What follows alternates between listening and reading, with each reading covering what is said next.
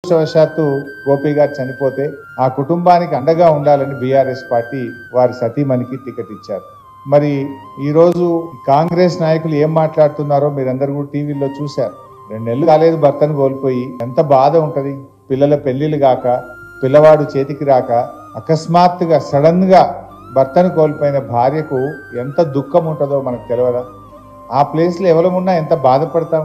పిల్లలు పెద్దగా అయినరు, పెళ్లిళ్ళు అయినాయి, జర మగపిల్లగాడు చేతికి వచ్చిందంటే వేరు. 2 ఆడపిల్లలు ఉంటే పెళ్లిళ్ళు కాకపోయాయి, మగపిల్లవాడు ఉంటే ఇంకా చేతికి రాకపోయాయి.